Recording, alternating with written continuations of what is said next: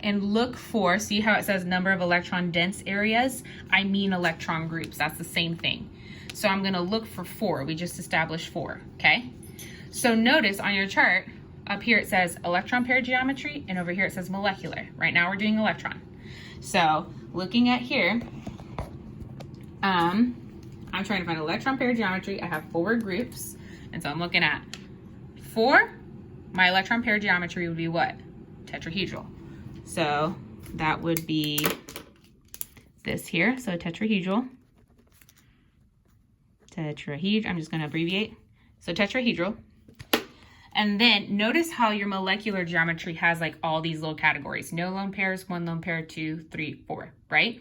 So now here for molecular geometry is where you have to identify how many lone pairs you have and how many bonds you have. And that's why my little chart already kind of helps you, okay? So right now, we already said it has 2 lone pairs, 2 bonds. So for molecular geometry, this is the only one. For this part, you need to go here and be like, okay, we just said this has 2 lone pairs. So I'm still looking at 4 because it's the same row. Still at 4, and then I'm gonna find 2 lone pairs here. So 4 and 2, this would be what? Bent.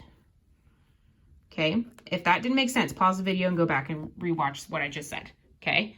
So again, first you count where are your electron groups, so bonds and lone pairs. Once you have that count, you're gonna stay in this row the whole time, okay?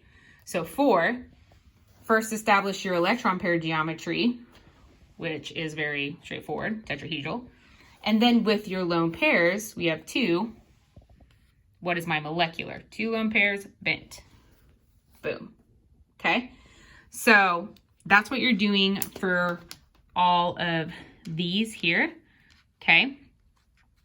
And then when you're done with this, take a picture of this and submit it on Canvas. If you want to just print this over here and do it on the actual page, feel free, okay? Whatever works best for you.